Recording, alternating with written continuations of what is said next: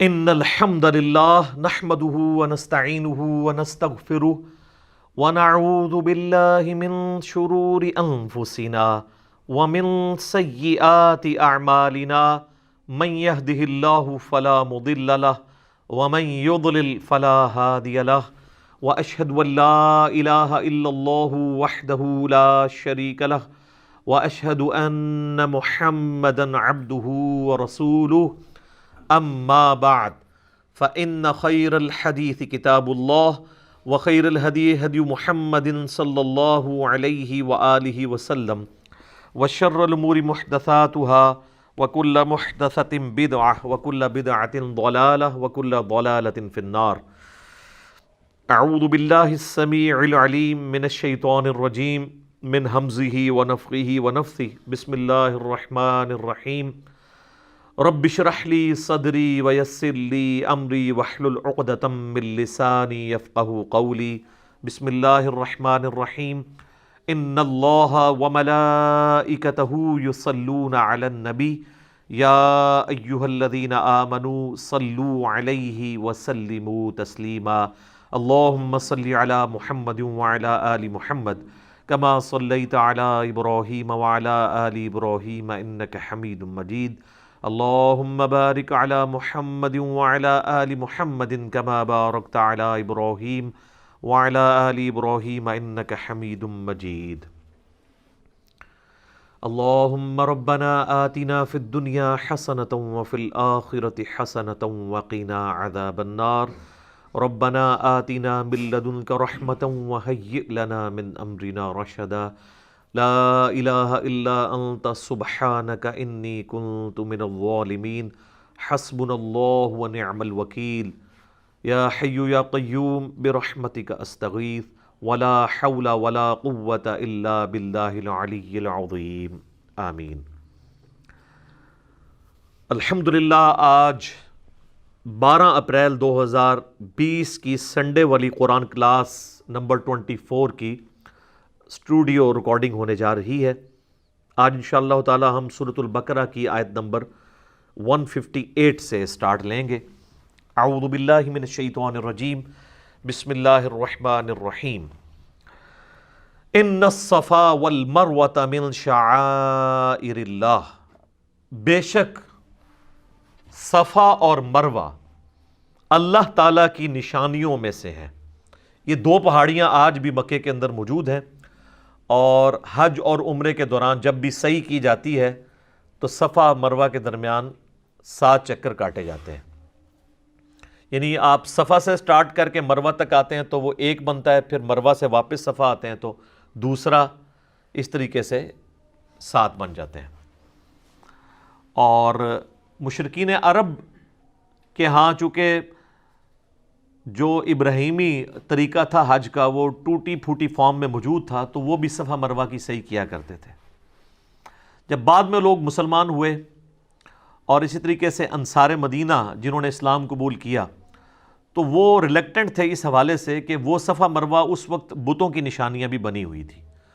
تو ان کے دل میں یہ قلق تھا کہ شاید یہ صرف پیورلی مشرکین عرب کی رسومات ہیں، ان کا آسمانی دین کے ساتھ کوئی تعلق نہیں ہے. تو اللہ تعالیٰ نے ان کا وسوسہ سیٹل کیا کہ ایسا نہیں ہے کہ جو کچھ بھی مشرکین عرب کر رہے ہیں وہ سب کچھ ہی غلط ہے، بلکہ صفا اور مروہ اللہ کی نشانیوں میں سے ہے.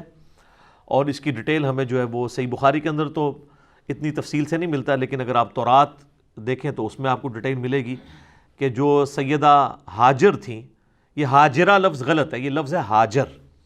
سیدنا ابراہیم علیہ السلام کی جو دوسری بیوی تھی جن سے اسماعیل علیہ السلام پیدا ہوئے، انہوں نے یعنی اپنے بچے کے غم کے اندر صفا سے لے کے مروہ تک ان کے لیے پانی جب تلاش کیا اور کئی ایک چکر کاٹے، اور پھر اللہ تعالیٰ نے حضرت اسماعیل علیہ السلام کے پاس ایک پانی کا چشمہ جاری کر دیا، تو اسی کو زمزم کہا گیا.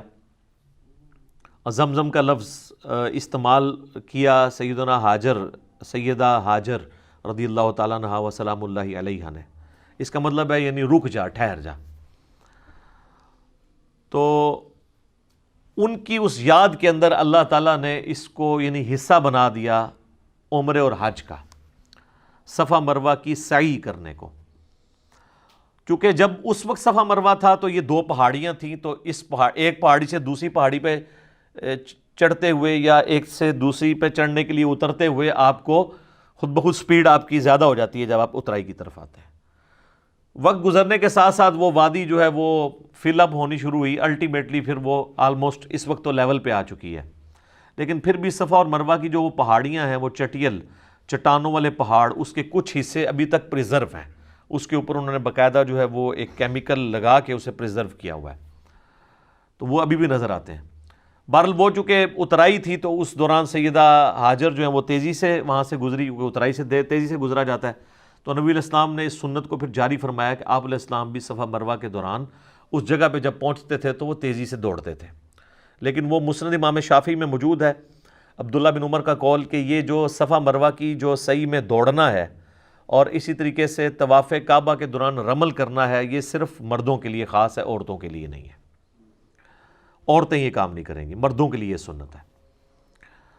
تو وہ صفا مروہ کے اندر جو سعی کی جاتی ہے اس کو اللہ تعالیٰ نے کہا کہ ہماری نشانیوں میں سے ہے، کیونکہ اس کو ہمارے ایک پیغمبر کی بیوی کے ساتھ نسبت ہے، اس لیے یہ اللہ کی نشانیوں میں سے ہے، سمبلز آف گاڈ، شاعر اللہ میں سے ہے۔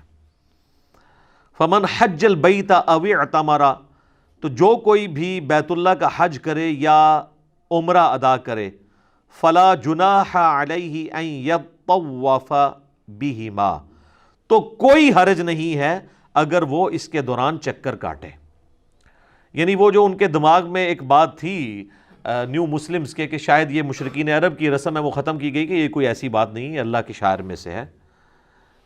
اگر انہوں نے وہاں پر بت نصب کر دیے تھے، وہ تو بیت اللہ میں بھی انہوں نے 360 بت نصب کیے ہوئے تھے، صحیح بخاری میں آتا ہے نبی علیہ السلام نے فتح مکہ کے موقع پر خود مبارک چھری کے ذریعے اس کو گرایا، اور آپ علیہ السلام وہ آیت پڑھتے جاتے تھے، وَجَاءَ الْحَقُّ وَزَهَقَ الْبَاطِلُ قُلْ جَاءَ الْحَقُّ وَزَهَقَ الْبَاطِلُ إِنَّ الْبَاطِلَ كَانَ زَهُوقًا، حق آ گیا اور باطل مٹ گیا، اور باطل ہے ہی مٹ جانے کے لیے۔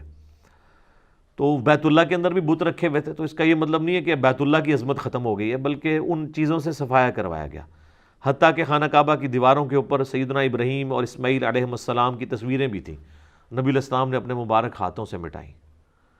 حتیٰ کہ مسند احمد میں آتا ہے خانہ کعبے کی چھت کے اوپر بھی مولا علی کو نبی علیہ السلام نے یعنی سوار کر کے اپنے کندھوں پہ تو بھیجا اور بتوں کو توڑنے کے لیے۔ اور خانہ کعبے کا چونکہ دروازہ بھی اونچا تھا تو وہ عام آدمی تو اس پہ چڑھ بھی نہیں سکتا تھا، اس لیے وہاں پہ کوئی سیڑھی وغیرہ لگانی پڑتی تھی، تو آپ علیہ السلام خود بھی اندر تشریف لے گئے اور آپ نے جا کے ان بتوں کو توڑا۔ تو یہاں پر یہ کہا جا رہا ہے کہ یہ جو صفا مروہ ہے یہ اللہ کی نشانیوں میں سے ہیں، تو جو کوئی حج کرے گا بیت اللہ کا یا عمرے پہ آئے تو اس کو کوئی حرج نہیں ہے کہ اس کی سعی کرے، وہاں پہ طواف کرے۔ لیکن یہ طواف خانہ کعبے والا طواف نہیں ہوتا، خانہ کعبے کا جو طواف ہے وہ 7 کے 7 چکر قبلے کے گرد کاٹے جاتے ہیں، اور چکر کا آغاز جو ہے وہ حجر اسود والے کارنر سے کیا جاتا ہے اور اسی پہ اختتام ہوتا ہے۔ لیکن صفا مروہ میں 7 چکر اس طرح نہیں، یہ 3.5 ہی بنتے ہیں، صفا سے مروہ 1، مروہ سے صفا 2، پھر صفا سے مروہ 3، اور پھر مروہ سے صفا 4، اس طریقے سے یہ آلموسٹ 3.5 چکر بنتے ہیں۔ لیکن اس کی لینتھ جو ہے وہ خانہ کعبہ کے طواف سے زیادہ ہی بن جاتی ہے اگر آپ مطاف کے اندر طواف کر رہے ہیں، کیونکہ یہ اچھا خاصا ہے، آلموسٹ آپ سمجھ لیں 1.25 کلومیٹر بن ہی جاتا ہے۔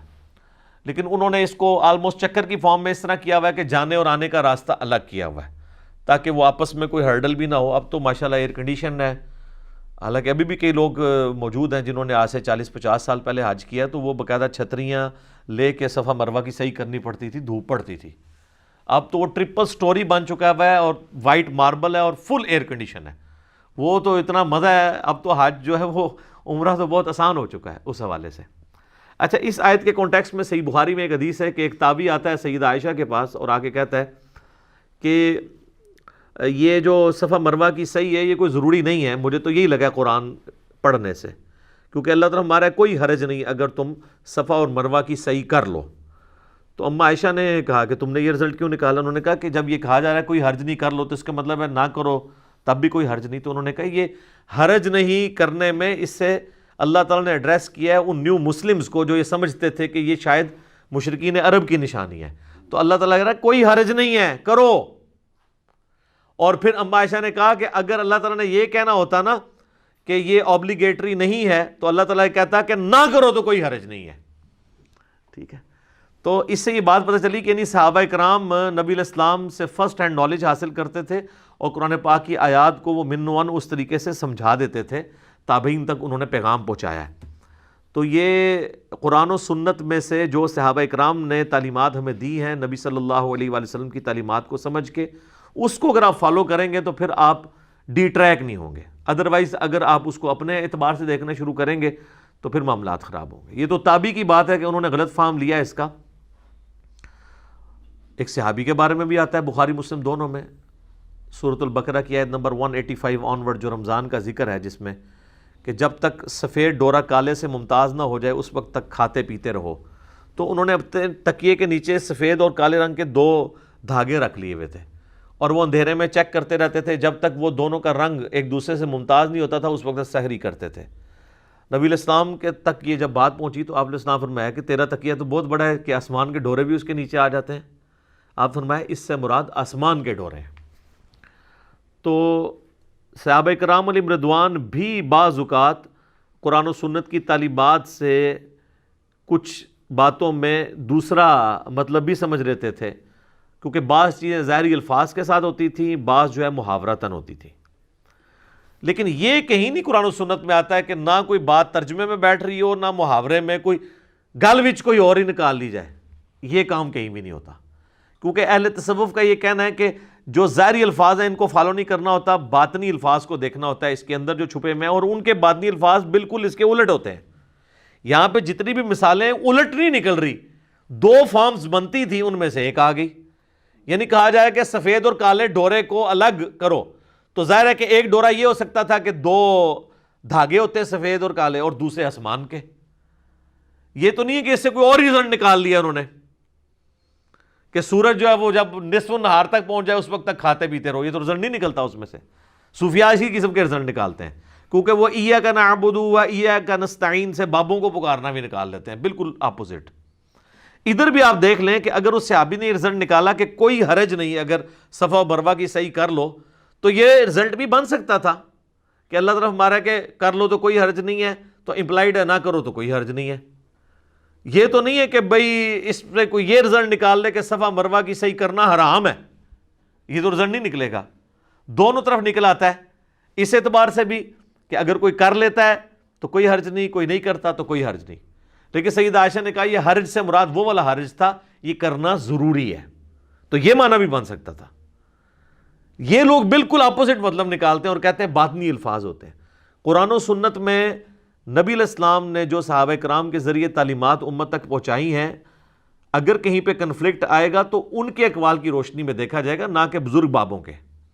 اب اگر کوئی کہے کہ جی صحابہ کرام کا ہم نے فارم نہیں دیکھنا, ہم نے اپنے بزرگوں کا, اپنے علماء کا, اپنے پیروں کا, اپنے صوفیاء کا, اپنے مفسرین کا, اپنے جو ہے وہ ائمہ کا دیکھنا ہے, اور نبی علیہ السلام کو, صحابہ کو اور اہل بیت کو چھوڑ دینا ہے, تو پھر اس کا مطلب ہے جن کے پاس فرسٹ ہینڈ نالج تھا وہ تو آپ کو سپورٹ نہیں کر رہے. پھر ہم بالکل آپ کو ٹھیک کہہ رہے ہیں نا, کیا کہ مرنے سے پہلے ہے مسلمان کر لے اس پہ غور. کتابوں کا خدا اور ہے, بابوں کا خدا اور, صحابہ کا خدا اور ہے, بابوں کا خدا اور, اہل بیت کا خدا اور ہے, بابوں کا خدا اور کتابوں کا جہاں اور ہے, اور بابوں کا اپنا ہی ایک جہاں اور ہے. وکھرے اپنے جہاں میں ایک جہاں اور ہوتا ہے. ٹھیک ہو گیا جی. تو یہ اس بات کا ثبوت ہے کہ صحابہ کے فہم کے ساتھ ہم نے کتاب و سنت کو لے کے چلنا ہے. وَمَن تَطَوَّعَ خَيْرًا, اور جو کوئی خوشی سے نیکی کماتا ہے تو فَإِنَّ اللَّهَ شَاكِرٌ عَلِيمٌ, تو بے شک اللہ تعالیٰ بڑا قدردان ہے, علم والا ہے. یعنی صفا مروہ کی صحیح کرنا سنت ابراہیمی بھی ہے اور ثواب کا کام بھی ہے. اب میرے بھائیوں بڑی امپورٹنٹ آیت آ رہی ہے, سورۃ البقرہ کی آیت نمبر 159. یہ ہم نے اپنے کربلا والے ریسرچ پیپر پہ ٹائٹل پیج کے اوپر لگائی ہے کہ اللہ تبارک و تعالیٰ نے یہود و نصارہ کو اس بات کے اوپر گرفت کی ہے کہ یہ لوگ اپنی کتابوں میں آئے ہوئے حق کو چھپاتے تھے, اور ظاہر ہے اس میں جو گرفت ہے وہ علماء پہ ہے کہ وہ اپنی پبلک تک وہ بات نہیں پہنچنے دیتے تھے. تعویل خاص کے اعتبار سے تو اس سے مراد وہ پروفیسیز ہیں، وہ پیش گوئیاں ہیں جو اگلی الہامی کتابوں میں اللہ کے محبوب صلی اللہ علیہ وآلہ وسلم کے بارے میں موجود تھیں کہ پیغمبر آخر الزماں آئیں گے صلی اللہ علیہ وآلہ وسلم۔ ایون آج کے بھی جو اولڈ ٹیسٹمنٹ اور نیو ٹیسٹمنٹ میں وہ پروفیسیز موجود ہیں۔ میں نے کچھ کا ذکر تعارف قرآن والے جو 6 لیکچرز تھے ان کے اندر کیا ہے، آج میں اس ڈیٹیل میں نہیں جاتا۔ اصل میں اس یونیورسل ٹروتھ کو سمجھیں کہ اللہ تعالیٰ کو اس معاملے میں کتنا غصہ آتا ہے، جلال آتا ہے ان لوگوں پر جو لوگوں سے حق چھپاتے ہیں، چاہے وہ اس کو کوئی بھی نام دیں کہ جی وہ امت کے وسیع تر مفاد میں کیا جا رہا ہے۔ میرے بھائی، انڈیا، پاکستان، بنگلہ دیش میں لوگوں نے امت کے وسیع تر مفاد میں ہی بخاری مسلم کی رفع الیدین والی حدیثیں چھپائی ہوئی تھی، کیونکہ وہ کہتے تھے یہاں پہ بابوں نے آ کے آلریڈی فقہ حنفی کو اسٹیبلش کر دیا ہے۔ اب اگر ہم بخاری مسلم سے نماز کا طریقہ بتائیں گے تو جب بنیادی رکن نماز ہی چیلنج ہو جائے گی تو وہ کہیں گے یہ تمہارے بزرگ ہمیں کیا کروا کے گئے ہیں، تو بہتر یہ ہے کہ اس کا ترجمہ ہی نہ کرو، اور اگر ترجمہ کرنا بھی ہے عوام الناس کے ہاتھ میں نہ لگنے دو۔ اور وہ اب آپ دیکھ لیں رزلٹ کہ جب ترجمہ ہوا ہے 1920 میں، تو اب یہ 2020 آلموسٹ 100 سال ہوئے ہیں، تو ہر معاملہ تل پٹ ہو گیا ہے۔ یعنی فقہ حنفی اور ان کے علماء اور ان کے بزرگ اور ان کی کٹر فالوئنگ جو بھی ہے وہ بھی منہ چھپاتے پھر رہے ہیں، اور حتیٰ کہ یہ حال ہو گیا کہ ان کی اپنی نسلیں جو ہیں وہ ریورٹ ہو رہی ہیں۔ ہم سے تو سارے لوگ رابطہ کرتے ہیں خاندانی طور پہ، جو لوگ یعنی علماء دیوبند یا بریلوی علماء کی اولادوں میں سے ہیں، اس خاندان سے تعلق رکھنے والے لوگ ہیں، وہ ریورٹ ہو رہے ہیں کہ یار یہ ہمارے لوگ کیا کہانیاں کروا کے گئے ہیں۔ تو پوری نیک نیتی کے ساتھ انہوں نے آپ کے ساتھ جو کام ڈالا تھا نا، وہ اپنی زوم میں بالکل ٹھیک ڈالا تھا، اپنے زوم میں۔ ہاں، قرآن کے روح سے تو وہ لعنت کے مستحق ہوئے ہیں اس سچ کو چھپا کے۔ اس کے ثبوت میں یہ آیت ہے، ان الذین یکتمون ما انزلنا من البینات، بے شک وہ لوگ جو چھپا لیتے ہیں ان روشن دلیلوں میں سے جو ہم نے نازل کی ہیں، والہدا، اور ہدایت کی باتیں، من بعد ما بیناہ للناس، بعد اس کے کہ ہم نے کھول کر بیان کر دیا ہے اسے لوگوں کے لیے، فی الکتاب، اپنی کتاب میں۔ یعنی یہاں پہ ظاہر کتاب سے مراد جو ہے وہ اولڈ ٹیسٹمنٹ اور نیو ٹیسٹمنٹ ہے، یعنی تورات، انجیل، زبور، وہ ساری کتابیں ہیں، صحائف۔ لیکن ظاہر یہ اللہ تعالیٰ نے یونیورسل ٹروتھ کے طور پہ چیز بتائی ہے۔ یہ قرآن کی آیات آفاقی ہیں، جسے فٹ اسے گفٹ۔ اولئک یلعنہم اللہ ویلعنہم اللاعنون، ایسے لوگ جو حق کو چھپا لیتے ہیں ان پر اللہ کی لعنت اور تمام لعنت کرنے والوں کی لعنت ہے۔ استغفر اللہ واتوب الیہ من کل ذنب واتوب الیہ الا الذین تابوا، ہاں ان میں سے جو لوگ توبہ کی روش اختیار کر لیں گے، واصلحوا، اور اپنی اصلاح کر لیں گے۔ اور صرف توبہ اور اصلاح سے کام نہیں چلے گا کہ یار میں نے جو حق چھپایا ہوا تھا میں توبہ کرتا ہوں، نہیں، بتانا بھی ہوگا کیا چھپایا تھا۔ وَبَيَّنُوا، اور بیان بھی کر دے جو کچھ اس نے چھپایا ہوا تھا۔ یعنی بخاری مسلم سے وہ رفع الیدین کی حدیثیں بھی بتا دے، اور رفع الیدین کرنے والے جو ہے نا وہ آل امیہ کی بدماشیوں پہ جو روایتیں ہیں نا وہ بھی بتا دے، تب ان کی توبہ قبول ہونی ہے، ادروائز وہ بھی لعنتی ٹھہریں گے۔ یعنی جتنا بڑا جرم یہ ہے نا کہ کوئی شخص رفع الیدین کی حدیثیں چھپائے، اتنا ہی بڑا جرم نبی علیہ السلام کی ان پروفیسیز کو دیکھیں۔ مشرکین عرب نے اگلی کتابوں میں جو پروفیسیز نازل ہوئی تھی ان کو چھپایا، تو اللہ نے کہا لعنتی۔ تو جو رسول اللہ پہ نازل ہوئی پروفیسیز کو چھپائے وہ اس سے بڑا لعنتی، کیونکہ رسول اللہ کی وہ چھپا رہا ہے نا۔ اور پھر اس سے بڑی بات رسول اللہ کا ماننے والا بھی ہو وہ بھی پروفیسیز چھپائے گا تو لعنتی۔ آپ بتائیں دلائل النبوہ ایک ٹاپک ہے، صحیح بخاری میں بھی ایک چیپٹر ہے علامات النبوہ، نبوت کی علامتیں، مشکات کی 30 جلد میں بھی اس نام سے ایک چیپٹر ہے۔ یہ ٹرم استعمال ہوتی ہے، دلائل النبوہ اور علامات النبوہ، یہ 2 ٹرمز استعمال ہوتی ہیں۔ نبی علیہ السلام کی وہ خبریں جن کی بنیاد پہ ہم یہ کلیم کرتے ہیں کہ آپ صلی اللہ علیہ وآلہ وسلم اللہ کے پیغمبر ہیں، کہ آپ نے اپنی زندگی میں مستقبل میں ہونے والے جو واقعات بتائے اور وہ اس طریقے سے پورے ہو گئے۔ کچھ پروفیسیز تو قرآن میں بھی آئی ہیں، جس طرح سورہ الروم کا آغاز ہی اس سے ہوتا ہے کہ وہ پرشین امپائر نے شکست دے دی تھی ایک بیٹل فیلڈ میں رومن امپائر کو، اور اس پہ مشرکین عرب بڑے خوش ہوئے۔ انہوں نے کہا کہ وہ بھی آسمانی مذہب کے ماننے والے ہیں، عیسائی، رومن امپائر ان کو شکست ہوئی ہے، تو اینالوجی انہوں نے یہ بنائی. اور پرشین جو ہیں وہ چونکہ آسمانی مذاہب کو نہیں مانتے، وہ آتش پرست ہیں، تو یہاں پہ بھی ہم بت پرست ہیں، تو ہم بھی مسلمانوں کو جو آسمانی مذہب کے ماننے والے ہیں شکست دے دیں گے. تو اللہ تعالیٰ نے کہا نا، ان قریب، بضع سنین، عربی میں بضع سنین کہتے ہیں 9 سال کے اندر اندر، حد 9 سال. رومن امپائر جو ہے وہ دوبارہ پرشین امپائر پہ غالب آ جائے گی، اور اس وقت مسلمان خوشیاں منا رہے ہوں گے. تو بلکہ جب یہ آیات نازل ہوئی تو حضرت ابوبکر نے شرط لگا دی 3 سال کے اوپر، کہ 3 سال کے اندر. تو نبی علیہ السلام نے فرمایا 3 سال نہیں، بضع سنین جو ہے وہ 9 سال تک کے لیے آتا ہے، تم 9 سال کے اوپر لگاؤ. اس وقت شرط لگانا جائز تھا، اور وہ جیت بھی گئے پھر شرط حضرت ابوبکر صدیق رضی اللہ عنہ کو. واقعی پھر فتح بھی ہو گئی. یہ تو خیر اس وقت تو یہ لوگ یہ دیکھ رہے تھے کہ یار، وہ دیکھتے تھے کہ جناب رومن اور پرشین کی آپس میں ٹسل ہو رہی ہیں، ایک دوسرے پہ غالب آتا ہے، دوسرا اس پہ غالب آتا ہے. یہ تو ظاہر تماشائیوں کے طور پہ دیکھ رہے تھے نا مسلمان.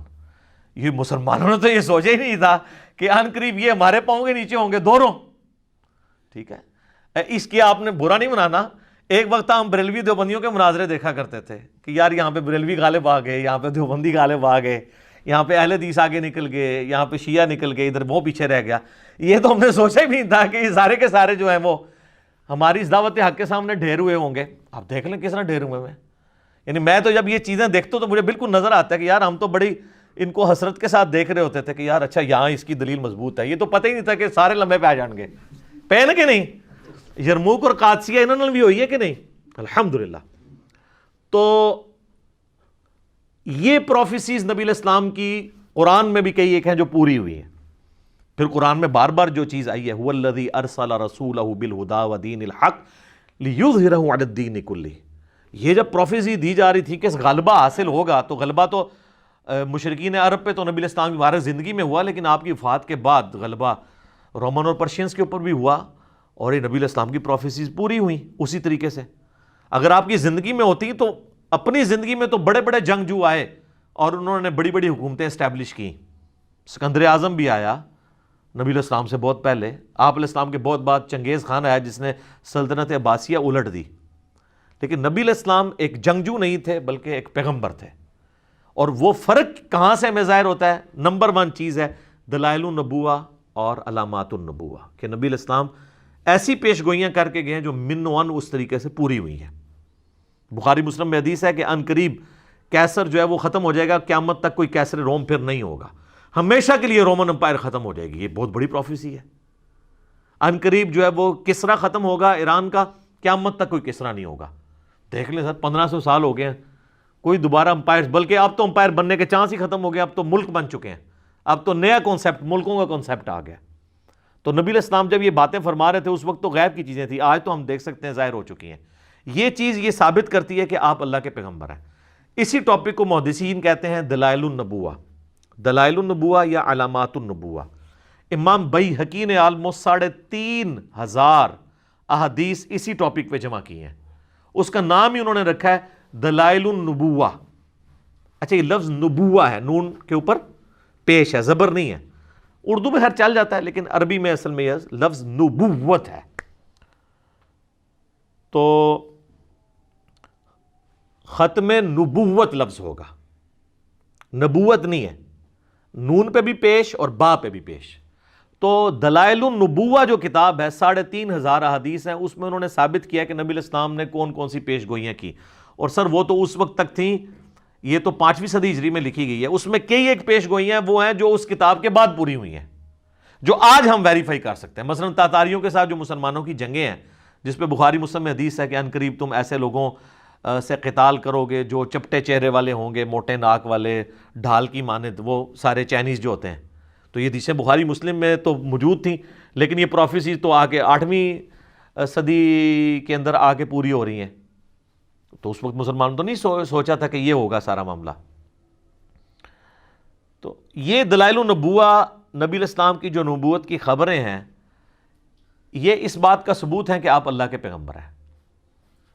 کیونکہ کسی اور جنگجو نے کبھی یہ پیش گوئی نہیں کی ہے کہ میرے بعد یہ ہوگا اور وہ اس طریقے سے ہو جائے.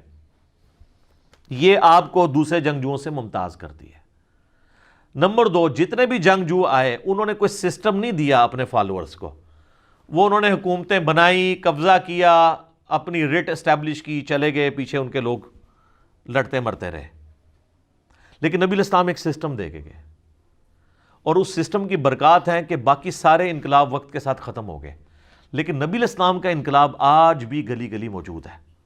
دنیا میں 1.5 ارب لوگ ہیں جو اس پیغمبر کے ماننے والے ہیں۔ دنیا کا کوئی ملک نہیں جہاں پر نماز نہ پڑھی جاتی ہو۔ کوئی چنگیز خان کا ماننے والا، کوئی سکندر اعظم کا ماننے والا، کوئی دکھائیں دنیا میں کہیں ہے؟ یہ وہ انقلاب ہے جو انقلاب، حالانکہ اس انقلاب کے بعد بھی آپس میں خانہ جنگی ہوئی مسلمانوں میں، لیکن اس چیز کے اوپر سب کا یونانیمسلی ایگریمنٹ رہا کہ اللہ، رسول، قرآن، آخرت، وہ سارا کچھ چلتا رہا۔ تو یہ آپ کو ممتاز کرتا ہے۔ جو لوگ کہتے ہیں نا کہ اسلام تلوار کے زور پہ پھیلا ہے، تو یہ بہت بڑا ڈیفرنس ہے جو بتاتا ہے کہ نبی الاسلام کی تلوار ویسی تلوار نہیں تھی۔ وہ تو تلوار ظاہر ہے بدماشوں کو اکھاڑنے کے لیے اللہ تعالیٰ نے پھر تلوار ان پہ مسلط کی۔ اسلام نے اس دور جدید کو جو تخلیق کیا ہے، جو وحید الدین خان صاحب کی کتاب ہے انڈین اسکالر کی، اسلام دور جدید کا خالق، اس کا ٹاپک ہی یہی ہے کہ یہ رومن اور پرشین امپائر کو اکھاڑنے کے لیے ایک دفعہ تو سرجری کرنی پڑنی تھی، تو سرجری میں نشتر تو چلانا پڑتا ہے، اور پھر اس چیز کو اسٹیبلش کیا ہے اللہ تعالیٰ نے۔ تو یہ دلائل النبوہ ہے۔ تو نبی علیہ السلام نے اپنے ماننے والوں کو یہ چیزیں بتائیں، تو یہ وہ باتیں جن کی بنیاد پہ آپ نبی علیہ السلام کا نبی ہونا کلیم کرتے ہیں۔ یعنی نبی علیہ السلام کی نبوت کی سب سے بڑی دلیل آپ کی پروفیسیز ہیں، چاہے وہ قرآن میں ہو چاہے سنت کے اندر موجود ہو۔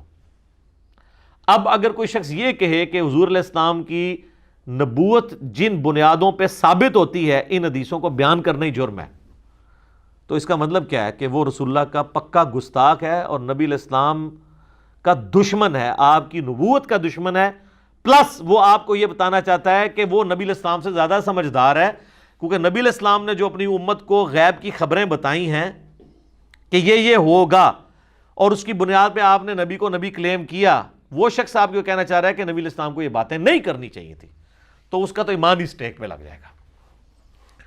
تو یہی تو ہمارا جھگڑا ہے کہ صحیح بخاری کے اندر یہ حدیث ہے 2812، عمار کو ایک باغی جماعت قتل کرے گی، عمار ان کو اللہ اور جنت کی طرف بلائے گا اور وہ جماعت دوزخ کی طرف بلائے گی۔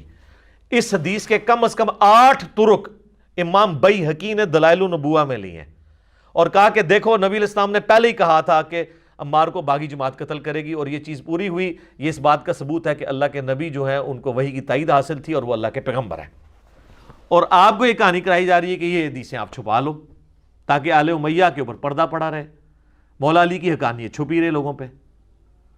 تو اللہ کے فضل سے ہم نے یہ جو کربلا والا ریسرچ پیپر لکھا ہے، واقعہ کربلا کا حقیقی پس منظر 72 صحیح الاسناد احادیث کی روشنی میں، جس میں 200 روایتیں میں نے جمع کی ہیں، ahlsunnatpak.com سے آپ ڈاؤن لوڈ کریں۔ اردو میں بھی ہے، عربی میں بھی ہے، انگلش میں بھی، ہندی میں بھی۔ مین سٹریم کی کتابیں اکثر بخاری مسلم سے احادیث ہیں، اور ادر دین بخاری مسلم میں کوئی ایک حدیث بھی ایسی نہیں ہے جس پہ دور حاضر کے بڑے بڑے محدثین، چاہے وہ شیخ البانی ہوں، شیخ زبیر لیزئی ہوں، شیخ شعیب آرنوت ہوں رحمہم اللہ اجمعین، ان کی تحکیم نہ لگی ہوئی ہو۔ تو ہم نے بھی اس لعنت سے بچنے کے لیے سب کچھ کیا کہ ہم ان باتوں کو امت تک پہنچائیں، اور اس کو سپورٹیو وہ حدیث بھی ہے جامعہ ترمذی میں، سنن ابی داؤد میں، سنن ابن ماجہ میں، اور مشکات میں بھی کتاب العلم والے چیپٹر میں، کہ جس شخص سے دنیا میں کوئی علم کی بات پوچھی گئی اور اسے وہ معلوم تھی، اس کے باوجود اس نے چھپا لی، تو قیامت والے دن آگ کی لگام اس کے منہ میں ڈال دی جائے گی کہ یہ وہ شخص ہے جس نے حق بات چھپائی تھی۔ اور آپ سارے مفسرین کی تفسیریں اٹھائیں، ابن کثیر کو اٹھا لیں، طبری کو اٹھا لیں، سب لوگ جب یہ آیت آتی ہے نا 159 البقرہ کی، تو یہ حدیث کوٹ کرتے ہیں وہ ترمذی کی کہ حق چھپانے والے کے منہ میں لگام ڈالی جائے گی۔ ان میں سے خیر کئی خود بھی ایسے ہوتے ہیں جو خود بھی یہ کام کر رہے ہوتے ہیں، لیکن وہ بات یہ بتا رہے ہوتے ہیں کہ جو یہ کرے گا اس کے ساتھ یہ حرکت ہو جائے گی، قیامت والے دن اللہ کا عذاب اس کے اوپر آ جائے گا۔ تو اسی چیز سے بچنے کے لیے ہم نے اس چیز کو بیان کیا، اور پھر دیکھ لیں اسی بنیاد پہ ہم لوگوں کو بھی یہ کہتے ہیں کہ الا الذین تابوا، جو لوگ توبہ کریں گے، واصلحوا، اور اپنی اصلاح کر لیں گے، وبینوا، اور پھر بیان کر دیں گے چھپائی ہوئی باتوں کو، فاولئک اتوب علیہم، تو ایسوں کی توبہ اللہ تعالیٰ قبول کرے گا. وَأَنَا التَّوَّابُ الرَّحِيمُ، اور میں توبہ قبول کرنے والا، رحم فرمانے والا ہوں، ہمیشہ رحم فرمانے والا، الرحیم. تو توبہ ان کی قبول ہونی ہے کہ جو یہ باتیں بیان کریں. اب چونکہ سنی شیعہ تفریق ہو چکی تھی اور کربلا ایک بون آف کنٹینشن بن چکا تھا، تو لوگوں نے بڑے وسیع تر مفاد میں کبھی اس کو مشاجرات صحابہ کا نام دے کے چھپا لیا. حالانکہ یہ مشاجرات صحابہ تھے تو پھر دلائل النبوہ میں کیوں تھے؟ وہاں سے بھی نکال دیے جاتے اور نہ بتایا جاتا لوگوں کو. تو یہ ایک آڑ لی گئی مشاجرات صحابہ کی. تو مشاجرات صحابہ میں حضرت علی رضی اللہ تعالیٰ عنہ علیہ السلام کے مخالفین کو تو یہ لے کے آتے ہیں. جب حضرت عثمان غنی رضی اللہ تعالیٰ عنہ کی شہادت کا معاملہ آتا ہے تو وہاں پہ ان کو مشاجرات صحابہ بھول جاتا ہے. وہاں پہ وہ کہتے ہیں باغی، فتنہ پرور لوگ. حالانکہ دوسری طرف وہاں پہ بھی صحابہ ہی تھے. ہم اس معاملے میں بھی حضرت عثمان کے ساتھ ہیں، جس طرح یہاں مولا علی کے ساتھ کھڑے ہیں جنگ جمل صفین اور نہروان کے اوپر. تو یہ بڑی دو نمبری ہے کہ آپ ایک معاملے کے اندر تو مشاجرات کا نام لے کے اسے ٹال دیں اور دوسری جگہ آپ آ کے جو ہے وہ اس کو یوز کرنا شروع کر دیں. ایک جگہ تو آپ وہ حدیث کوٹ کر لیں ابو داؤد ترمذی ابن ماجہ کی، علیکم بسنتی و سنت الخلفاء الراشدین المہدیین، تم پر میری سنت اور میرے خلفاء راشدین کی سنت لازم ہے، اور دین میں نئی نئی بدعتوں سے بچنا، اور میری اور میرے خلفاء راشدین کی سنت کو داڑھوں کے ساتھ مضبوطی سے پکڑ لینا. تو ہم پھر بار بار یہ پوچھتے ہیں کہ یہ حدیث آپ حضرت عثمان تک تو لے کے آتے ہیں، جب حضرت علی کی باری آتی ہے تو آپ کہتے ہیں باتیں ڈسکس نہیں ہونی چاہیے، تو حضرت علی کے خلیفہ راشد نہیں ہیں. تو اس کو وہ پنجابی کہنے ہیں میٹھا میٹھا ہپ ہپ تے کوڑا کوڑا تھو تھو. تو اللہ کا شکر ہے کہ ہماری دعوت حق سے جہاں پہ ہم نے قرآن کی توحید کو بیان کیا، جو غدیر خم پہ نبی الاسلام نے ہمیں قرآن اور اہل بیت دو چیزیں دی تھیں، صحیح مسلم میں اوپر ترے 4 حدیث 6225 سے 6228 تک. تو اس پلیٹ فارم سے الحمدللہ قرآن کی توحید بھی بیان ہوئی اور اہل بیت کا دفاع بھی ہوا ہے. بعض لوگ جو ہیں وہ آدھے غدیر خم پہ کھڑے ہیں، وہ توحید کو لے کے بیٹھے ہیں، اہل بیت کا نام آتے ہی ان کو جناب مصیبت پڑ جاتی ہے. اور بعض لوگ صرف اہل بیت کا نام لے کے چل رہے ہیں اور قرآن کی توحید کا نام سنتے ہی ان کے ماتھے پہ بل آنا شروع ہو جاتا ہے. یہ وہ پلیٹ فارم ہے جہاں سے پورے کا پورا دین بیان ہو رہا ہے. باقی سب لوگ آدھی آدھی باتیں، افتؤمنون ببعض الکتاب وتکفرون ببعض، کتاب کے کچھ حصے کو مانتے ہیں کچھ کو چھوڑتے ہیں. تو اللہ نے فرمایا ایسے لوگوں کی پھر جزا یہ دنیا میں ذلت اور رسوائی، اور آخرت میں بڑے عذاب کی طرف انہیں جھونکا جائے گا. اللہم اجرنا من النار، آمین. ان الذین کفروا وماتوا وہم کفار، بے شک وہ لوگ جو کہ کفر اختیار کرتے ہیں اور وہ مر جاتے ہیں اس حال میں کہ وہ کفر ہی پر ہوتے ہیں. اولئک علیہم لعنت اللہ والملائکۃ والناس اجمعین، ایسے لوگوں پر اللہ کی لعنت، اللہ کے فرشتوں کی لعنت اور ساری انسانیت کی لعنت. خالدین فیہا، وہ رہیں گے ہمیشہ ہمیش اس دوزخ میں. لا یخفف عنہم العذاب، ان سے وہ عذاب ہلکا نہیں کیا جائے گا. ولا ہم ینظرون، اور نہ ہی انہیں کوئی مہلت دی جائے گی. تو یہ کافروں کے بارے میں کیٹاگوریکل ڈیسیژن آ گیا، لیکن یہ اس کافر کے بارے میں ہے جو توبہ کے بغیر مر گیا. اگر موت کے غرغرے سے پہلے توبہ کر لی تو جامع ترمذی میں حدیث ہے کہ موت کے غرغرے سے پہلے پہلے اللہ توبہ قبول کر لیتا ہے. اور سورہ الفرقان کی آیت نمبر 70 میں آیا ہے کہ جو لوگ دنیا کی زندگی میں شرک سے توبہ کر لیں گے، اللہ تعالیٰ ان کے گناہوں کو بھی نیکیوں سے بدل دے گا اگر وہ پکی توبہ کر لیتے ہیں، بشرطے کہ ان کی توبہ درست ہو. ایک پاکستانی توبہ ہے نا، اور ایک اللہ کے نزدیک توبہ ہے. اللہ کے نزدیک خالی کھلی توبہ کوئی شے نہیں ہے. اللہ کے نزدیک توبہ ہے اصلاح کے ساتھ. میرا یوٹیوب کے اوپر ایک کلپ بھی ہے، اللہ کی رحمت سے دھوکہ، اس میں نے اس آیت کو بریف کیا تھا چونکہ یہ کریٹیکل آیت ہے. یہ نکال لیں سورہ النحل کی آیت نمبر، سورہ نحل جو ہے وہ پارہ نمبر 14 میں آخری صورت ہے، بالکل اینڈ پہ جا کے نا یہ آیت آئے گی جس میں اللہ تعالیٰ نے اپنا اصول بیان کیا ہے کہ اللہ تعالیٰ نے توبہ کس کی قبول کرنی ہے. آیت نمبر 119 ہے آپ کے بلو والے قرآن میں، 282 نمبر پیج ہے، سورۃ النحل کی آیت نمبر 119، 14ویں پارے کا آخری صفحہ، اس کی پہلی لائن ہے ثم ان ربک للذین عملوا السوء بجہالۃ، پھر اس کے بعد تمہارا رب ان لوگوں کے حق میں جو کہ گناہ کر لیتے ہیں جہالت کے اندر. ثم تابوا، اور اس کے بعد پھر توبہ کر لیتے ہیں، من بعد ذالک، اس گناہ کے ہونے کے بعد، وَأَصْلَحُوا، اور اپنی اصلاح بھی کر لیتے ہیں. یہ اصلاح کا ذکر تو سورۃ البقرہ کی آیت نمبر 159 میں بھی آیا تھا. ان ربک من بعدہا، بے شک تیرا رب اس کے بعد ان کے حق میں لغفور الرحیم، ضرور بالضرور بخشش فرمانے والا، مہربان ہوگا. کس کے حق کے اندر؟ جو لوگ جہالت میں گناہ کر بیٹھے ہیں، اس کے بعد وہ فوراً توبہ کر لیں اور اپنی اصلاح بھی کر لیں، اس کے بعد معاف کرے گا. ہمارے لوگ کہتے ہیں نہیں کہ صرف توبہ سے ہی معافی ہو جائے گی. یا ایھا الذین آمنوا توبوا الی اللہ توبۃ نصوحا، اے ایمان والو اللہ کی طرف ایسی توبہ کرو جو آگے کو نصیحت ہو جائے. وَإِلَٰهُكُمْ إِلَٰهٌ وَاحِدٌ، اور تمہارا معبود تو ایک ہے، اکیلا، یکتا. لا الہ الا ہو، کوئی نہیں معبود سوائے اس کے. الرحمن الرحیم، اس کی رحمت ٹھاٹھے مارتے ہوئے سمندر کی مانند ہے، اور الرحیم، اس میں دوام بھی ہے. سمندر میں تو کبھی کبھی طغیانی آتی ہے نا، پھر ٹھنڈا ہو جاتا ہے. اللہ کی رحمت کا جو سمندر ہے نا، اس میں کبھی بھی کمزوری نہیں آتی، وہ ہمیشہ ٹھاٹھے مارتے ہوئے سمندر کی طرح ہے. الرحمن بھی ہے اور الرحیم میں بھی، یہ دونوں کوالٹیز ہیں اس کی. اچھا، یہ جو آیت نمبر ہے نا جی، سورہ البقرہ کی آیت نمبر 162 163، وَإِلَٰهُكُمْ إِلَٰهٌ وَاحِدٌ. ابو داؤد و ترمذی میں حدیث ہے، نبی علیہ السلام نے فرمایا کہ اللہ تعالیٰ کا جو اسماء اعظم ہے نا، وہ قرآن حکیم کی 2 آیات کے اندر ہے. ایک آیت آپ نے سورہ البقرہ کی یہ آیت پڑھی، وَإِلَٰهُكُمْ إِلَٰهٌ وَاحِدٌ لَا إِلَٰهَ إِلَّا هُوَ الرَّحْمَٰنُ الرَّحِيمُ. اور دوسرا ہے سورہ آل عمران کی شروع کی آیت پڑھی، الف لام میم اللہ لا الہ الا هو الحی القیوم. اور پھر آپ علیہ السلام نے فرمایا کہ اللہ کے جو اسماء اعظم ہیں، یعنی جس کے ذریعے اللہ کی طرف دعا کی جائے تو اللہ تعالیٰ محروم نہیں لوٹاتا، وہ ان 2 آیات کے اندر ہے. آپ علیہ السلام نے یعنی اس کو اسپیسیفائی نہیں کیا، لیکن ظاہر ہے جو اللہ کے نام آ رہے ہیں وہی اسماء اعظم ہیں. الرحمن، الرحیم، یا حیو یا قیوم، یہ دونوں اس میں آتے ہیں، اور یہ الرحمن الرحیم یہاں پہ. اس لیے آپ دیکھتے ہیں میں جب کبھی بھی دعا کرواتا ہوں تو وہ جو جامع ترمذی میں حدیث ہے کہ پہلے اللہ کی حمد بیان کرو، اس کے بعد درود شریف پڑھو، اور پھر اللہ سے مانگو، تو پھر اللہ تعالیٰ تمہاری دعا قبول کرے گا. تو میں ہمیشہ اسماء اعظم جو پڑھ رہا ہوتا ہوں اس میں یہ 2 آیات بھی پڑھتا ہوں، سورہ البقرہ کی آیت نمبر 163 اور سورہ آل عمران کی شروع کی آیات. وَإِلَٰهُكُمْ إِلَٰهٌ وَاحِدٌ لَا إِلَٰهَ إِلَّا هُوَ الرَّحْمَٰنُ الرَّحِيمُ الف لام میم اللہ لا الہ الا هو الحی القیوم.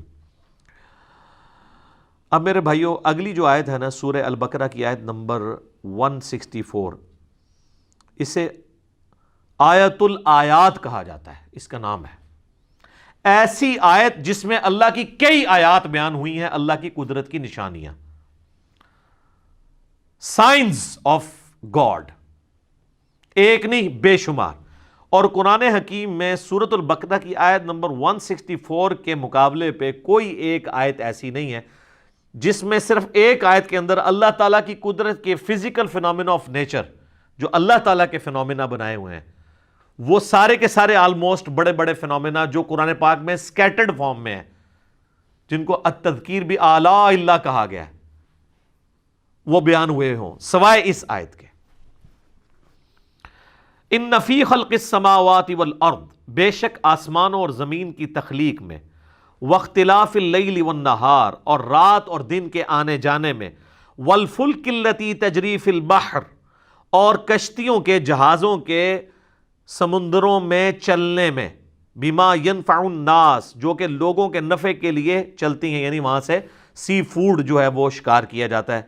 وما انزل اللہ من السماء من ماء، اور اللہ تعالیٰ جو نازل فرماتا ہے آسمان سے پانی، فاحیا بہ الارض بعد موتها، اور پھر اس پانی کے ذریعے مردہ زمین کو زندہ کر دیتا ہے، یعنی سبزہ اگا دیتا ہے اس پانی کے ذریعے. وبث فیہا من کل دابہ، اور اللہ تعالیٰ نے جو زمین میں ہر طرح کے جانور پھیلا دیے ہیں. وتصریف الریاح، اور ہواؤں کے بدلتے رہنے میں. والسحاب المسخر بین السماء والارض، اور بادلوں میں جو کہ اللہ تعالیٰ کے حکم کے پابند ہیں آسمان اور زمین کے اندر جو سسپینڈڈ ہیں بادل. لآیات لقوم یعقلون، اس کے اندر اللہ تعالیٰ نے آیات رکھی ہیں ان لوگوں کے لیے جو اپنی عقل استعمال کرتے ہیں. دیکھ لیں کتنی نشانیاں اللہ تعالیٰ کی قدرت کی اس میں گنوائی گئی ہیں. نمبر 1 آسمان اور زمین کی تخلیق، نمبر 2 رات اور دن کا آنا جانا، نمبر 3 جہازوں کا سمندروں میں چلنا اور اس کے ذریعے سی فوڈ کا حاصل کرنا، نمبر 4 آسمان سے پانی کا برسنا، نمبر 5 اس پانی کے برسنے سے زمین کو اللہ نے مردہ ہونے کے بعد دوبارہ سے زندہ کر لیا، نمبر 6 زمین میں ہر طرح کے جاندار پھیلا دیے. لو جی سب کچھ کور ہو گیا. نمبر 7 ہواؤں کے چلنے میں جو کہ بادلوں کو لے کے آتی ہیں، اور نمبر 8 بادلوں کا آسمان اور زمین کے درمیان جو ہے وہ سسپینڈڈ ہونا جس کے ذریعے اللہ تعالیٰ بارش برساتا ہے. یہ سب کی سب اللہ تعالیٰ کی قدرت کی نشانی ہے. یعنی جس میں ذرا سی بھی عقل ہے اللہ تعالیٰ ہمارا ہے، وہ ان چیزوں کو دیکھ کے رزلٹ پہ پہنچ جائے گا کہ یہ کسی کے کرنے سے ہو رہا ہے. God is the only explanation of all the physical phenomena in this universe. اللہ ہی واحد وضاحت ہے اس کائنات میں ہونے والے ہر فزیکل فینامنا کی. تو اب جس اللہ کی یہ کوالٹیز ہیں اس کے مقابلے پہ اگر کسی اور کے ساتھ وہ چیزیں وابستہ کر دی جائیں تو اس سے بڑا کوئی جرم نہیں ہو سکتا. اور یہی اللہ اس چیز کا حقدار ہے کہ اس کے ساتھ شدید محبت کی جائے، دلی محبت آخری درجے کی، جو کسی اور مخلوق کے ساتھ نہیں ہو سکتی. تو اللہ تعالیٰ اب ایک کرائٹیریا پھر اس حوالے سے ڈسکس کر رہا ہے. وَمِنَ النَّاسِ مَن يَتَّخِذُ مِن دُونِ اللَّهِ، اور لوگوں میں ایسے لوگ بھی ہیں، ایسے بدبخت لوگ ہیں جنہوں نے اللہ کے سوا اور ہستیوں کو پکڑ لیا ہے. اندادً يُحِبُّونَهُمْ كَحُبِّ اللَّهِ، اللہ کے مقابلے پہ انہیں اپنا ند مان لیا ہے، مد مقابل، اور ان سے ویسی محبت کرتے ہیں جیسی اللہ سے کرنی چاہیے تھی. اللہ اکبر. یہ آیات پڑھی جاتی ہے نا تو لوگ سمجھتے ہیں شاید یہ مشرکین عرب کے بارے میں نازل ہوئی تھی. تو مشرکین عرب اگر اس جرم کے اوپر مجرم ہے اللہ کے حضور، تو آج بھی جو لوگ یہ کر رہے ہیں وہ بھی اسی طریقے سے مجرم ہے. اور آپ کو آج مسلمانوں میں اکثریت ایسے لوگوں کی نظر آئے گی جو اگر آپ ان سے حلفیہ بیان لیں تو وہ کبھی یہ نہیں کہیں گے کہ ہم اللہ سے بڑھ کے کسی سے محبت کرتے ہیں، لیکن ان کا ایٹیچیوڈ یہی ہے. وہ آپ کو کبھی شعر سنائیں گے، اللہ اللہ کیے جانے سے اللہ نہ ملے گا، اللہ والے ہیں جو اللہ سے ملا دیتے ہیں. اور اللہ والے ان کو کہہ رہے ہوتے ہیں جو اپنی عبادت کروا رہے ہوتے ہیں. اگر اللہ والے سے مراد یہ رسول اللہ کو، صحابہ اور اہل بیت کو لیں تو ہم ان کے ساتھ ہیں، لیکن آپ کو پتہ ان کو نہیں لیتے کیونکہ وہ تو ولی نہیں تھے نا. ولی تو بعد میں ہوتے ہیں. وہ اللہ والے ان کو کہہ رہے ہوتے ہیں جن سے تجوید سے اگر آپ نماز سنیں تو نہیں سنا سکتے، اور ترجمہ تو بھول ہی جائیں کہ وہ سنا سکتے ہیں. ہاں وہ یہ کر سکتے ہیں کہ سجے پاسے اسلام پھیرے تھے سارے حافظ ہو گئے، کھبے پاسے پھیرے تھے سارے ناظرہ ہو گئے. وہ کہتے ہیں نا جی پیچھے نیت کی. تو میں کہتا ہوں جن بزرگوں کے بارے میں آپ کا ایک کلیم ہے نا، اگر آج بھی اس طرح کہتے ہیں نا جی دنیا اولیاء سے خالی نہیں ہے، آج بھی ان اولیاء کو لیں، وہ تجوید کے ساتھ آپ کو سنا نہیں سکتے. وہ آپ کو سنت اذکار نہیں بتا سکتے صبح و شام کے جو نبی علیہ السلام نے تعلیم فرمایا ہے. فرض نماز کے بعد کے آپ کو 2-3 اذکار بتائیں گے، 17 نہیں بتا سکتے. ان کی تربیت ہی وہ نہیں ہوئی ہے. تو وہ ان ہستیوں کے بعد، حتیٰ کہ سورہ الزمر کے اندر جا کے آئے گا، سورۃ المومن کے اندر، کہ ان کے سامنے جب اکیلے اللہ کا ذکر کیا جاتا ہے تو ان کے دل گھٹنے شروع ہو جاتے ہیں، اور جب اللہ کے ساتھ اور ہستیوں کو شامل کیا جاتا ہے تو ان کے پھر دل پھیل جاتے ہیں. اور آپ یہ کر کے دیکھ لیں جناب، آپ اللہ کی توحید بیان، ہم تو کئی بار یہ تجربہ کر چکے ہیں، آپ اللہ کی توحید بیان کریں تو ان کو چڑ ہو جاتی ہے. وہ کہتے ہیں کو بزرگوں کا بھی ذکر کرو نا جی. بلکہ ہمارے ایک سیالکوٹ میں بڑے قریبی بھائی، تو وہ ایک بریلویوں کی مسجد میں امام تھے. تو جب اللہ تعالیٰ نے ہمیں قرآن کی توحید کی طرف راغب کیا تو دعوت کی برکت سے انہوں نے بھی حق قبول کیا. تو ظاہر ہے وہ اب اناؤنسمنٹ تو نہیں کر سکتے تھے، تو انہوں نے بہرحال توحید کے اوپر درس شروع کیا قرآن کے اندر، جو قرآن کی آیات ہیں اعلیٰ حضرت کا ترجمہ رکھ کے. اب تو کسی کو تکلیف نہیں ہونی چاہیے.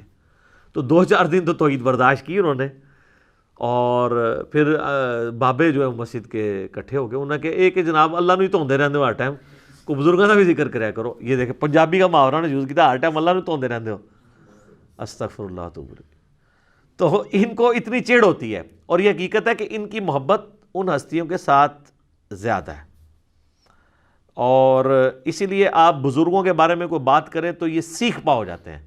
اللہ کے بارے میں کہتے ہیں جی اللہ کو تو پہلے ہی اتنے لوگ گالیاں نکال رہے ہیں، ایک اور نے نکال دی تو کیا ہو گیا؟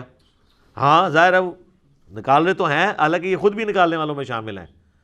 جی سورہ مریم میں آتا ہے کہ جو اللہ تعالیٰ کے لیے بیٹا تجویز کرتا ہے، یعنی شرک کرتا ہے، شرک کی کوئی بھی فارم ہو، وہ اللہ کو ایسی بات کہہ رہا ہے، ایسی گالی دے رہا ہے کہ قریب ہے آسمان پھٹ پڑے اور زمین شک ہو جائے اور پہاڑ ریزہ ریزہ ہو جائے، ان دعوا للرحمن ولدا، کہ یہ رحمان کے لیے بیٹا تجویز کرتے ہیں۔ اگر زمین و آسمان اور پہاڑوں کے احساسات ہو نا اس طرح کے، تو یہ سارے ان پہ پھٹ پڑے، زمین ریزہ ریزہ ہو جائے، زمین یعنی پھٹ جائے اس خوف سے کہ یار میرے اوپر یہ لوگ اللہ کے ساتھ اور ہستیوں کو شریک ٹھہرائے ہوئے ہیں۔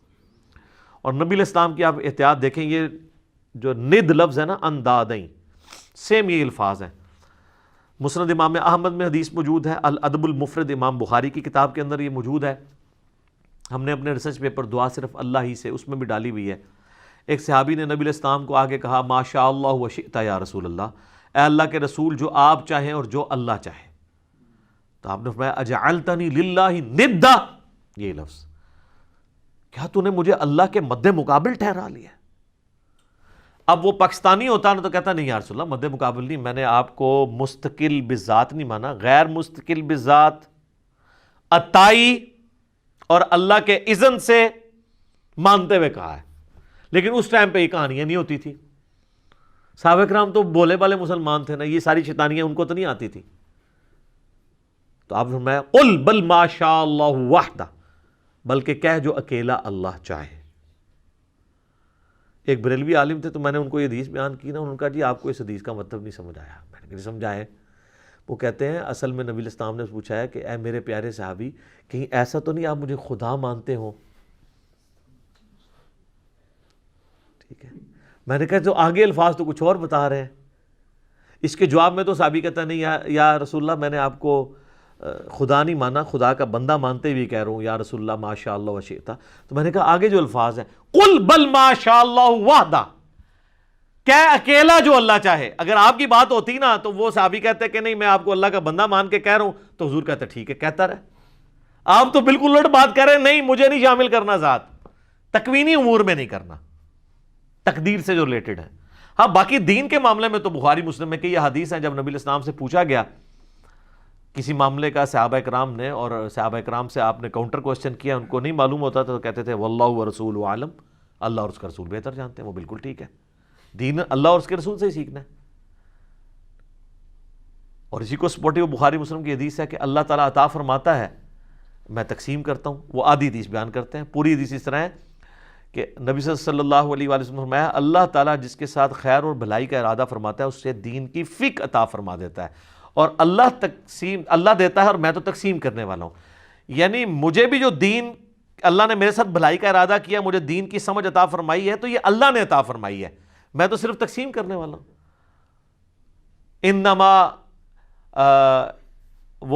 اس میں یعنی الفاظ جو ہے نا بخاری مسلم کی حدیث کے کہ واللہ یعطی وانما انا قاسم، اللہ دیتا ہے اور میں تو صرف تقسیم کرتا ہوں۔ تو وہ انہوں نے جناب اس دو لفظ پکڑ لیے تو اعلیٰ حضرت نے شعر لکھ دیا، رب ہے معطی یہ ہے قاسم، رزق اس کا ہے کھلاتے یہ ہیں۔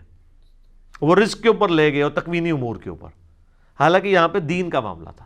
اس میں میرا یوٹیوب پہ ایک کلپ بھی ہے اللہ نبی وارث، تو اس میں میں نے کئی ایک احادیث بیان کی ہیں اس حوالے سے۔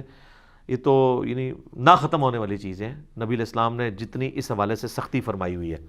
وہ مسلم شریف کی جو حدیث بڑی مشہور ہے کتاب الجمعہ چیپٹر میں، ایک صحابی نے نبی علیہ السلام کے سامنے تقریر کرتے ہوئے کہہ دیا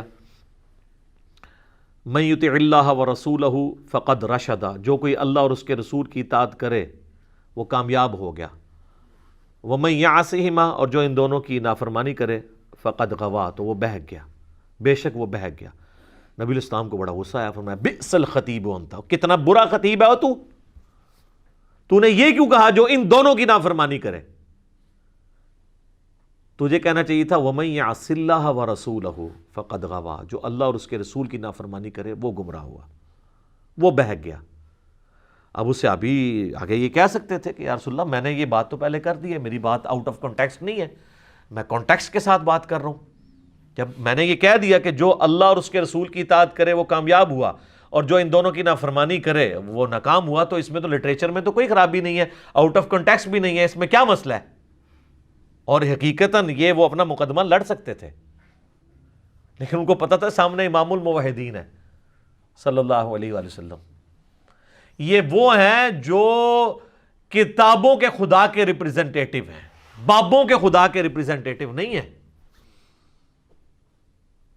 اور ابو داؤد میں آگے الفاظ ہیں، آپ فرمایا قم اذهب، اٹھو ادھر سے نکل جا.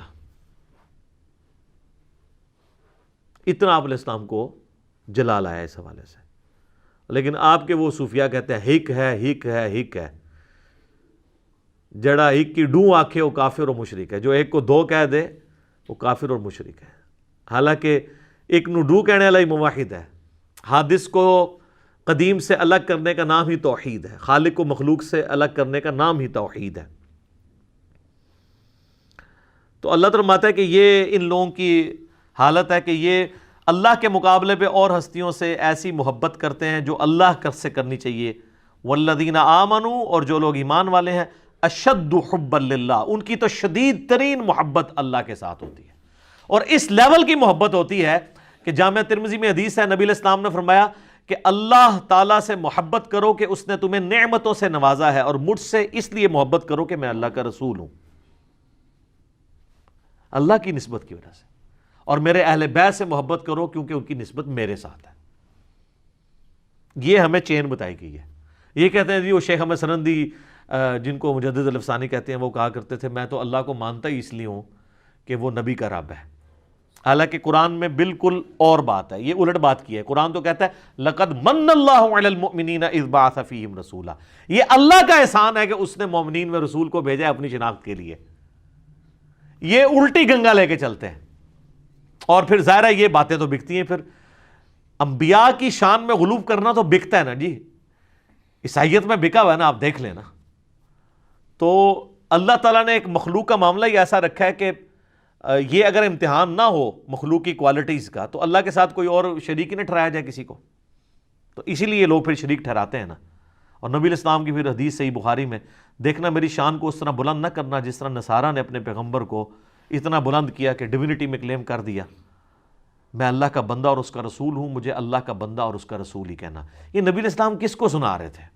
انہی کو سنا رہے تھے جنہوں نے کام ڈالنا تھا، جو آج تک ماننے کے لیے تیار نہیں ہے. تو اللہ فرماتا ہے شدید ترین محبت اہل ایمان کی اللہ کے ساتھ ہوتی ہے. بخاری مسلم میں حدیث ہے، اس نے ایمان کی علاوت چکھ لی جس کے لیے اللہ اور اس کا رسول ساری دنیا سے بڑھ کر محبوب ہو جائیں. نمبر 1 یہ. نمبر 2 دوستی اور دشمنی کا معیار اللہ کی ذات. اور نمبر 3 کفر کی طرف لوٹایا جانا اس کے لیے اتنا ہی مشکل ہو جائے جتنا زندہ آگ میں جلنا. وہ جلنے کے لیے تیار ہو جائے لیکن کفر نہ اختیار کرے تو اسے ایمان کی مٹھاس مل جائے گی. اب اللہ تعالیٰ غصہ فرما رہے ہیں ان کے اوپر کہ جو لوگ اس طرح کی محبت رکھتے ہیں نا اللہ کے مقابل اور ہستیوں کے ساتھ، تو اللہ بتا وَلَوْ يَرَ الَّذِينَ ظَلَمُوا إِذْ يَرَوْنَ الْعَذَابَ، کاش یہ ظالم لوگ وہ وقت دیکھ لیں جب یہ اپنی آنکھوں سے عذاب کو دیکھیں گے، أَنَّ الْقُوَّةَ لِلَّهِ جَمِيعًا، تو قیامت کے دن ان کو یہ پتہ چل جائے گا کہ ساری قوتوں کا مالک تو اللہ ہے. آپ بے شک کہتے رہے میں اس ٹائم تک جنت ہی نہیں ورنہ جو تک سارے نہ لے جائیں.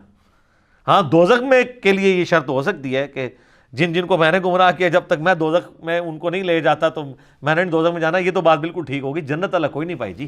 بخاری مسلم میں حدیث ہے میری بیٹی فاطمہ اس بات پہ نہ اکڑنا کہ اللہ کے نبی کی بیٹی ہو، اگر اللہ نے پکڑ لیا تو میں اللہ کے حضور تیرے کچھ کام نہ آؤں گا. پھر حضور نے اپنے چچا کو بھی کہا کہ عباس میرے چچا میرے مال سے جو لینا ہے لے لے، اے میری پھوپھی صفیہ میرے مال سے جو کچھ لینا ہے لے لے، اگر اللہ نے پکڑ لیا میں تیرے کچھ کام نہیں آؤں گا. وَأَنَّ اللَّهَ شَدِيدُ الْعَذَابِ، اور بے شک اللہ تعالی عذاب دینے میں بہت سخت ہے. تو یہ قیامت والے دن ہی پتہ چلے گا کہ اللہ تبارک و تعالیٰ اپنے معاملات میں کتنا سخت ہے. جب یہ عذاب دیکھیں گے تو ان کو خود پتہ چل جائے گا، اور اس وقت ان کی حال کیا ہوگی. ابھی تو یہ بابوں کے نعرے مار رہے ہیں نا، ادھر انہوں نے کہنا یا اللہ بابا نو پہلے جڑا ہے نا چونک دوزخ. وہ کیسے؟ اِذْ تَبَرَّأَ الَّذِينَ تُبِعُوا مِنَ الَّذِينَ اتَّبَعُوا، جب بیزار ہو جائیں گے وہ لوگ جن کی تابعداری کی گئی ان سے جو تابعداری کرتے رہے. ظاہر ہے وہ بیچارے کیا کریں گے، ادھر تو دنیا میں لیڈر بنے ہوئے تھے، کہتے تھے ساڑھے مرید ہو جاؤ تو جنت میں لے جائیں گے. تو اللہ تمہارا یہ سارے جو بزرگ بابے ہیں نا، وہ اپنے مریدوں کہیں گے بھائی اپنا اپنا پرچی نبھاؤ، سانو تو اپنی فکر پئی ہے آج. جب وہ عذاب دیکھیں گے وَتَقَطَّعَتْ بِهِمُ الْأَسْبَابُ، ان کے سارے تعلقات آپس میں ٹوٹ جائیں گے، پیری مریدی ختم، بیعت ٹوٹ جائے گی، تجدید بیعت بھی نہیں ہو سکتی. وَقَالَ الَّذِينَ اتَّبَعُوا، تو پھر جب وہ یہ مرید یہ دیکھیں گے نا جو اتباع کرنے والے تھے، وہ کہیں گے لَوْ أَنَّ لَنَا كَرَّةً، کاش ہم دنیا میں ایک دفعہ دوبارہ چلے جانا، پھر تو ہم پوچھ لیں گے تسی تاڑے نعرے مار مار کے تو چندے دے دے کے. فَنَتَبَرَّأَ مِنْهُمْ كَمَا تَبَرَّؤُوا مِنَّا، تو ہم بھی تم سے بیزاری دنیا میں ظاہر کریں گے جس طرح آج تم ہم سے بیزار ہو رہے ہو نا. اگر دنیا میں دوبارہ جانا نصیب ہو جائے نا تو ہم اب دنیا میں گئے نا تو ہم انجینئر صاحب کی ویڈیوز ہی دیکھا کریں گے. ظاہر ہے یہ نعرہ کون لگا رہا ہے کہ نہ میں وہابی نہ میں بابی، میں ہوں مسلم علمی کتابی. بابوں سے لانے برات کون کروا رہا ہے؟ جو نبی علیہ السلام کی مبارک دعوت کو لے کے چل رہا ہے. اور آپ سے ریکویسٹ کرتا ہے کہ مرنے سے پہلے اے مسلمان کر لے اس پہ غور، کتابوں کا خدا اور ہے، بابوں کا خدا اور. اچھا وہ یہ کہیں گے یار یہ تو کافروں کے بارے میں آیات ہے. ان سے صرف ایک معصومانہ سوال کریں کہ یہ بتائیے، ہم لوگوں سے یہ کرتے تھے کہ یہ بتائیں کہ یہ جو آیات ہیں اس میں غلام احمد قادیانی فال کرے گا کہ نہیں؟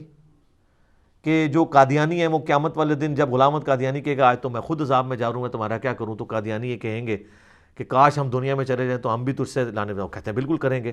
تو ہم کہتے ہیں غلام احمد قادیانی تو قرآن کے نزول کے 1300 سال بعد آیا ہے، تو اس میں تو نہیں ذکر، یہ تو مشرکین عرب کے بارے میں آیات ہے. تو وہ کہیں گے نہیں مسئلہ یہ ہے کہ جو بھی کرے گا تو آڑے نہیں کرتے. ہم کوئی بات کر دیں کہ اللہ کے فضل سے ہم نے یہ بات سمجھائی ہے بڑے اعتماد کے ساتھ، کہتے ہیں میں کرتا ہے وہ آپ کے، تو میں کہتے ہیں کہ سارے اولیاء کی گردن پہ میرا پاؤں، آپ کہتے ہیں سبحان اللہ، حالانکہ آپ کہنا چاہیے لعنت اللہ. کبھی ابو بکر صدیق نے کہا سارے صحابہ کی گردن پہ میرا پاؤں ہے؟ اتنے متکبرانہ جملے کے اوپر سبحان اللہ کہنا چاہیے؟ شیخ عبد القادر جیلانی کی طرف جھوٹ منسوب ہے، ہم نہیں کہتے انہوں نے کہا ہوگا. اگر انہوں نے کہا تو وہ پھر اولیاء اللہ نہیں ہوں گے، اور اگر اولیاء اللہ میں سے ہیں تو وہ اتنے تکبر کے ساتھ نہیں بول سکتے. تو وہ کہیں گے آج ہم دنیا میں اگر کاش ہمیں واپس اللہ بھیج دینا ہم بھی اس طرح تبرہ کریں گے. یہ تبرہ لفظی سے نا اعلان برات، ٹھیک ہے، تبرہ کریں گے جس طرح آج تم کر رہے ہو. کذالک یریہم اللہ اعمالہم حسرات، یوں ہی اللہ تعالیٰ ان کے برے اعمال ان کے سامنے کر دے گا اس حال میں کہ وہ پشیمانی میں ہوں گے. علیہم ان کے لیے، وما ہم بخارجین من النار، والعیاذ باللہ تعالی، اور وہ کسی صورت آگ سے نکل نہیں پائیں گے. اللہم اجرنا من النار، اللہم انی اعوذ بک من عذاب جہنم ومن عذاب القبر ومن فتنة المحیا والممات ومن شر فتنة المسیح الدجال ربنا اصرف عنا عذاب جہنم ان عذابها کان غراما. آمین. تو یہ دیکھ لیں یہ آخرت میں یہ کچھ ہونا ہے. تو دنیا میں اگر کسی کو پتہ چل جاتا ہے سورہ الاحزاب پڑھ کے دیکھ لیں، وہاں پہ وہ کہیں گے کہ ہمارے بزرگوں کو دگنا عذاب دے اللہ جن کی وجہ سے ہم گمراہ ہوئے. بالکل آخری رکوع میں. تو آپ یہ قادیانیوں کی تو میں نے ورس مثال دی ہے، آپ دیوبندیوں سے اگر پوچھ لیں کہ یہ احمد صاحب بریلوی صاحب کے ماننے والے ان کے بارے میں یہی کہیں گے، بالکل کہیں گے. اور بریلویوں سے پوچھے کہ اشری تھانوی صاحب کے ماننے والے قیامت دن یہی کہیں گے، بالکل کہیں گے. تو یہ تو اجماع ہی ہوا ہے اس کے اوپر بزرگوں سے تبرہ کرنے پہ. تو اے تبرے جڑے نا بزرگوں سے کرو جے کرنے جے اعلان برات، ٹھیک ہے، اس سے پہلے کہ وہ آپ سے اعلان برات کریں. اور دیکھیں اللہ تعالیٰ کتنا شفیق ہے، اس نے قیامت کی جو وہ ویڈیو تھی نا پہلے ہی چلا دی ہے تاکہ وہاں جا کے آپ کو شرمندگی جو ہونی ہے نا پہلے ہی پتہ چل جائے اور آپ مرنے سے پہلے غور کر لیں. کیا کہ مرنے سے پہلے اے مسلمان کر لے اس پہ غور، کتابوں کا خدا اور ہے، بابوں کا خدا اور یقین جان ایک دفعہ بھی زندگی میں تو نے غور کیا نا تیرے اندر سے آواز نکلے گی کیا کہ نہ میں وہابی نہ میں بابی، میں ہوں مسلم علمی کتابی. دیکھ لو بابے نو کیسے رگڑا لگ رہا ہے. ٹھیک ہو گیا. بے شک بابا بچاؤ مہم کریں، بابے تے اللہ تعالیٰ نے پہلے ہی ختم کرتے ہیں. اللہ تعالیٰ سے دعا ہے جو حق بات میں نے کہی ہمارے دلوں میں راسخ فرمائے، اگر جذبات میں میرے منہ سے غلط بات نکل گئی اللہ تعالی ہمارے دلوں سے معاف کر کے اسے معاف بھی فرما دے. سبحانک اللہم وبحمدک اشہد ان لا الہ الا انت استغفرک واتوب الیک وما علینا الا البلاغ المبین. جزاکم اللہ.